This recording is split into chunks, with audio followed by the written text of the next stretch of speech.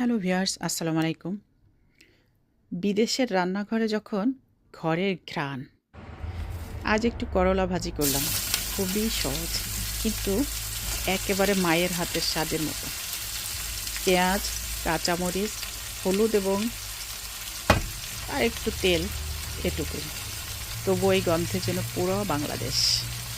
রেসিপিটা নিচে কমেন্টে দিলাম, চাইলে ট্রাই করে দেখুন। এখন আমি আমার ডয়েস বন্ধুদের জন্য ডয়েস ভার্সন আমি ট্রান্সলেট করব। Wenn die Küche im Ausland nach zu Hause duftet. Heute habe ich gebratene Bittergurke gemacht. Ganz einfach. Mit Zwiebel, grüner Chili, Kurkuma, Salz und etwas Öl. So wenig Zutaten, so viel Heimatgefühl. Das Rezept findet ihr unten in den Kommentaren.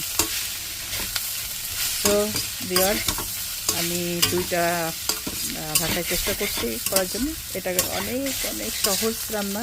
এই যে আপনারা দেখতে পাচ্ছেন যে এখানে আমি শুধুমাত্র যে এগুলো বললাম উপাদানগুলো, এটা দিয়ে আমি ভাজি করে নিচ্ছি এবং খুবই খুবই সুস্বাদু এই যে হয়ে গেছে আমার উচ্ছে ভাজি বা করলা ভাজি। আমার তো করলা ভাজির ঘ্রাণে আমি পাগল হয়ে যাই। দেখেন এখানে প্রচণ্ড, মানে কী বলবো, কত সুন্দর কত। আর আমি করলা ভাজি হলে আমার ক্ষুধা বেড়ে যায়। তো আপনারা এইভাবে ট্রাই করতে পারেন। আর এটা তো স্বাস্থ্যকারী, অনেক স্বাস্থ্যকারী তরকারি। তো আমি এই রেসিপিটা নিচে কমেন্টে দিয়ে দেবো সব ভাষায়। তো আপনারা চাইলে ঘরে তৈরি করে খেতে পারেন। এই পর্যন্ত ভালো থাকেন। আসসালামু আলাইকুম।